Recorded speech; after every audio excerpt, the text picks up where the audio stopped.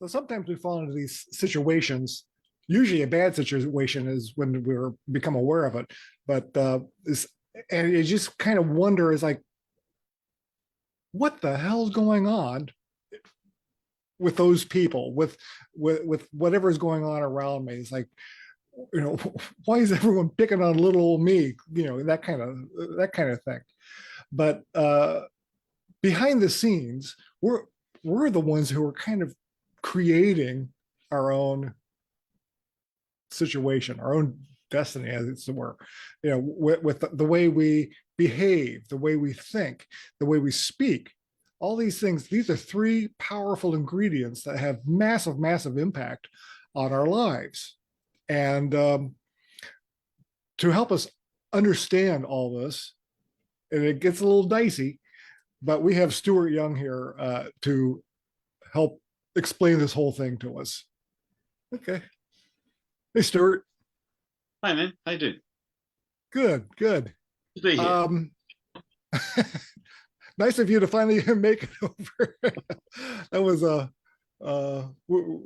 we had a, what do you call that? One technical snafu after another. So anyway, I understand that you're all over the triad method. What the hell is that thing all about? What the hell is that all about? The triad, I learned the triad from Tony Robbins, I don't know, probably 20 odd years ago, maybe more, 25 years ago, something like that. And it's a very simple mood changing practice. It's really simple. It's called a triad because there's three pieces. There's your physiology, so that's how you are in your body at any given moment. And then there's the focus, that's what your attention is on. And then there's the language part, which is what are the words that you're using in your mind at the moment. So it could be, oh my God, these people won't get out of my way. This traffic is so awful. I'm going to be late. And then my boss is going to have a go at me. So you can see you're sitting down in a car. Maybe it's hot. Maybe you're getting stressed. Your heart rate's going up. The focus is this traffic is making me late. And the language is my boss is going to have a go at me. And this is all bad, blah, blah, blah, etc. So imagine that you were in that scenario and you just decided, I've got to change this because I've got to be in a good state when I get to work for this big. Yeah. You decide, I'm going to pull over down a side street. So I'm going to get out of my car and go for a walk for 2 minutes. Just the fact that you've got up from sitting down in a hot, stuffy car, maybe, to out in the fresh air, you've literally changed your physiology. And that's the quickest way to change your mood, is change your physiology. But to change it really like profoundly, the next thing would be, right, I need to change what I'm focusing on. So it's the traffic is out there, right? Do you know what I'm going to focus on? I'm going to get to work when I get to work. I'm going to make a phone call, get in a little bit late, explain everything, blah, blah, blah.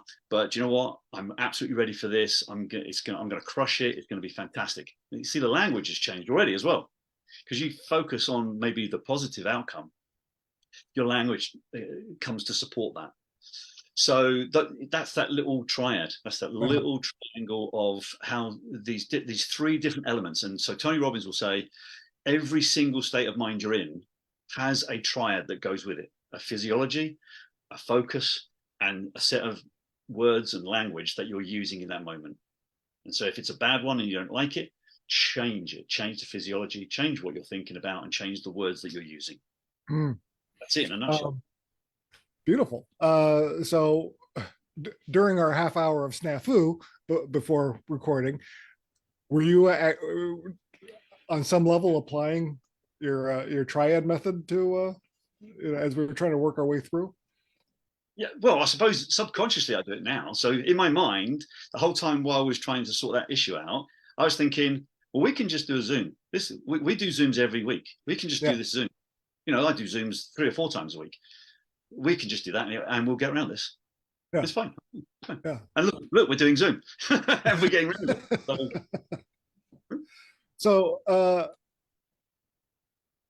So you said you're probably using it on a or an unconscious level, because out of habit, I imagine, right? Yeah, I've used it so often now. Yeah. My wife will say that she's the pessimist in the house and I'm the ridiculous optimist, because my language you too. And everything is just so honed in on, let's find the way through this, let's find the solution. And I will literally just, I say to her, stand like this for a minute. Just literally to change your physiology for a moment when she's feeling a bit down or something, or frustrated or angry or whatever. And she'll be like, oh, I'll get an eye roll. And I'll say, no, honestly, just do it. And then she'll do something like that. And then it'll make her laugh. So, hey, look what's happening already. Something's changing. I'm in a similar situation. I'm going to borrow that. I bet I'll even use it tonight. Great. I'll look forward to Tracy. So, my mind was in a little bit of a jumble when we jumped into this Zoom call. So I think I committed a cardinal sin by not having you introduce yourself. Tell us what you do.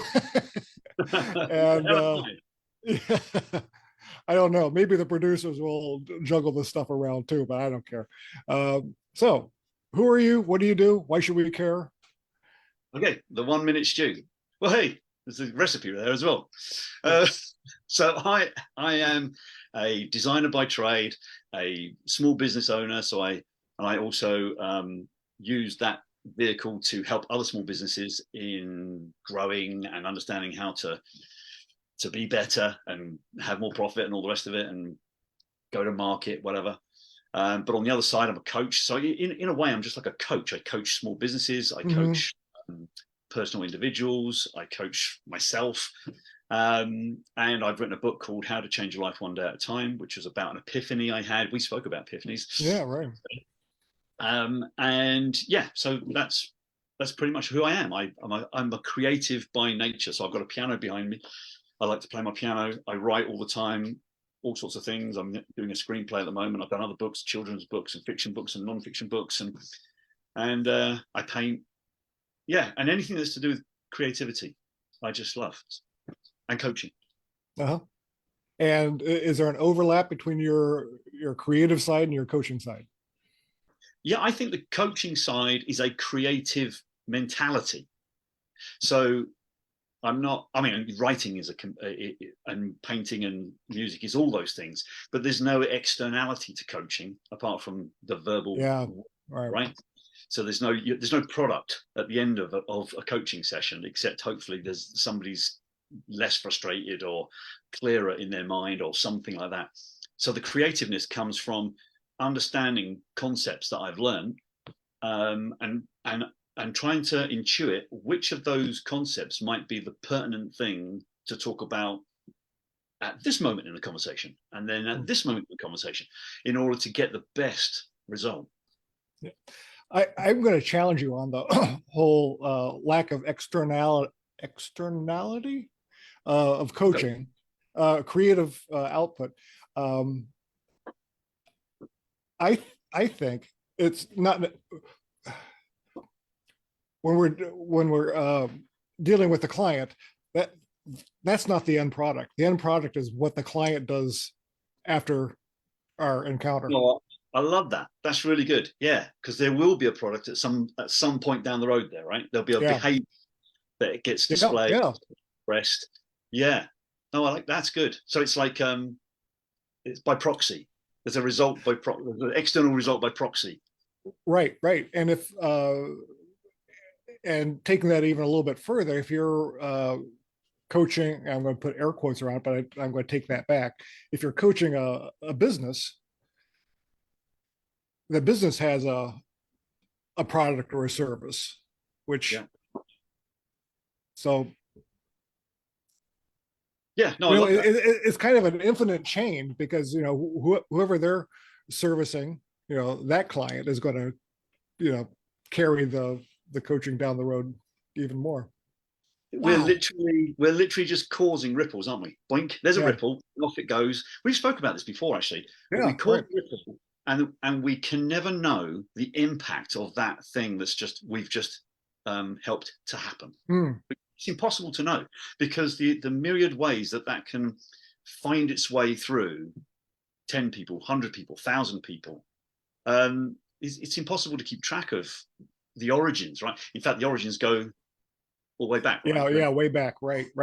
So yeah, we're just in the middle of this infinite continuum. Wow. Oh, these fancy words I'm pulling out. And it's an interference pattern, right? Yeah, We yeah, yeah, yeah. they interfere with each other, and this is, as you said, it's an infinite pool of rippling effects that we're all having, and everything is having. And how can you ever possibly think that you can understand that? You can't. You can just go on your intention, right? Yeah. And hope. So I'm looking at my list of questions I have to ask you, and if I can just get this thing over. Uh, you have a key to acceptance. What explain that? Yeah, and I'm glad you said that I have a key to it, because this is just my take on it from my own personal experience. And that is, so I'm a divorced dad many years ago, but I found that I got through it within about 6 months. It was really painful. And then by about 6 months in, I was actually employing my ex to work with me again. She'd always done that, and I'd managed to get her back onto doing that, and I was fine with that. And the key was that I spent a long time brooding about how this had all happened, this disaster of our relationship, and it, crumbling. And we had a small child as well, and my daughter. And the more I thought about it, the more I started to kind of think, well, maybe we weren't compatible in this way. Maybe she needed this thing or that support, or maybe this wasn't the kind of life that she was expecting to have. Maybe, and I started to understand a bit about why she may have acted the way she did. Badly as it was, it's like she broke it. Well done, because we are actually both better off for her breaking it. But she could have done it more elegantly. But we were both young. I can say these things now, right? We were both young, and she just clumsily broke it the way that she needed to break it in order for it to happen. But the level of understanding that I started to get, because I had the opportunity to be friends with her for quite a while before we were together, and I kind of reverted back to that and understanding that person. I knew she was like this, and I knew she was like that, and I just started to understand what was driving her. And in that understanding, I started to accept, oh, that's why she did that. And that's why she can't speak about those things. And that's why she behaves in this particular way when she's stressed. And that's why this, and that's why this. And that understanding just started to make me calm down bit by bit by bit, until I got to the point of accepting who she was. And then realizing in the acceptance, I had the realization, oh my God, yeah, of course, we're totally incompatible as in a relationship. We're completely great being friends. In fact, we're friends now. And so understanding became my key to any kind of acceptance. And then I'm sure there's other routes, but I try and help people find that level of understanding when they're trying to accept something, whatever that is. They've lost their job, they've been made redundant, they've lost their wife, whatever, or they're grieving, or this, or whatever it is. I try and find some way of helping them understand the situation better. Not perfectly, it's impossible, like we just said, but just better. That's my key. Nice. So, and part of acceptance of a situation or a relationship is letting go of that expectations or the situation or whatever. So how does holding on to how does holding on to a situation or a relationship that we don't want to let go of, as bad as it could be, what's stopping us from letting go? Well, initially, it's the denial that it should be happening. So one party let's stick with, say, a divorce situation, because it's easy to understand. One party's decided that they don't want this to continue, and the other party is usually left sitting there going, but why? But why? And they don't understand why, and so they hold on to it. No, we can fix this. We can fix this. We can fix this. Whatever's wrong, we can fix it. Let's just figure that bit out. And the other party's like, no, I've tried already. I'm off. See you later. Bye. And then the other person sitting there for weeks, months, maybe even years, constantly pondering how they could have fixed it. How they could have fixed it. But it's moved. It's gone. It's moved on. Yeah. So one part is like not accepting reality. So somebody needs to be brought around to, this ain't ever going to go back. This is not Elizabeth Taylor and Richard Burton over and over again, right? They just kept getting married and divorced, married, divorced, married, divorced. It's like, you obviously can't live together, you two, so stop doing that. Which they did, obviously. The other thing about holding on is in my mind, levels of resentment. So sometimes that idea about hankering after fixing it can turn into, like, hate's a strong word, but it can be kind of like that. Resentment that they've broken that the other party broke it. Resentment about things they may have said, things they may have done that you let go, and now they're the one that's leaving after all the stuff I did for you, kind of thing. You've hurt me. And so I suppose in a nutshell, it's holding on is about living in the past. It's about constantly reviewing the past. How could I have done that differently? Which is a good thing to do for a while, to learn. But if you live there, you can't move forward. And letting go is about the future. And so the easy way of thinking about it is, the harder you hold on, the harder it is to let go, right? If I'm squeezing that tight, I can't let go. But we know there's relief in letting go. Yeah.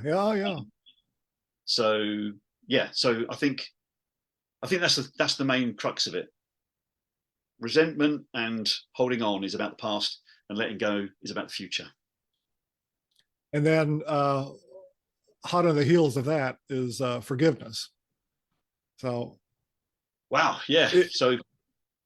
forgiveness.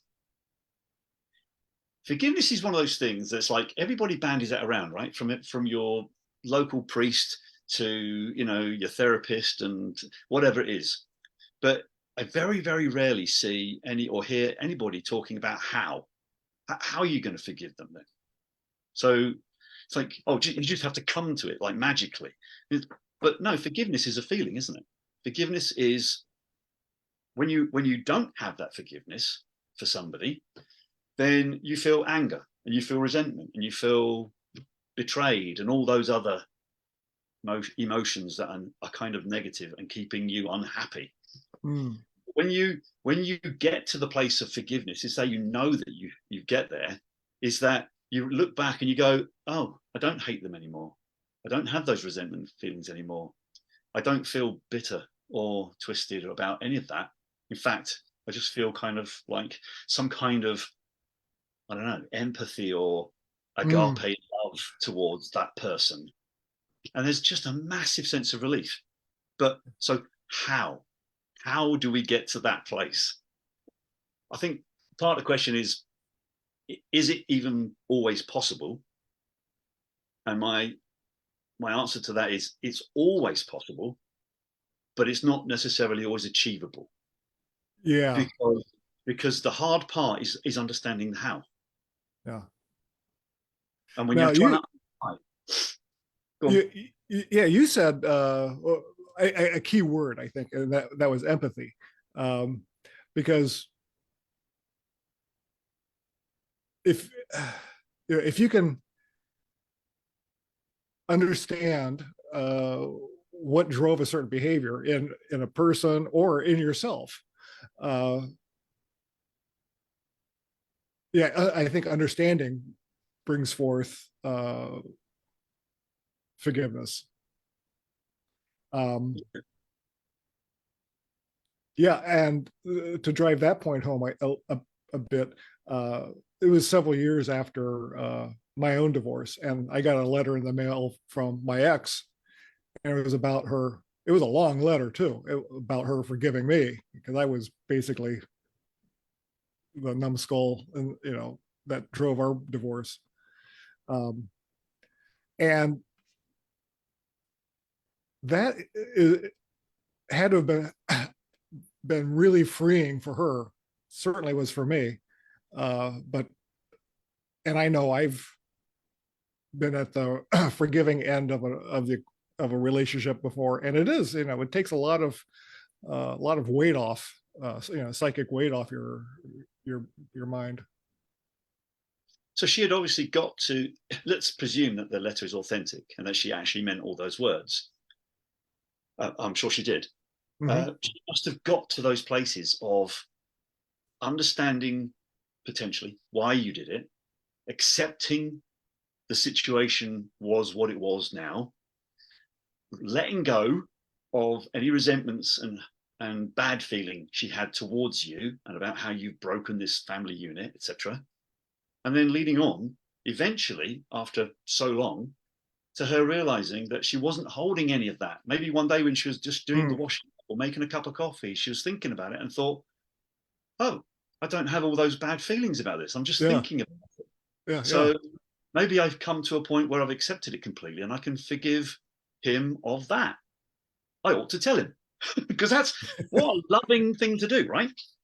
She's actually done a really loving thing by, because she might be thinking, this is where empathy comes into it, right? Yeah.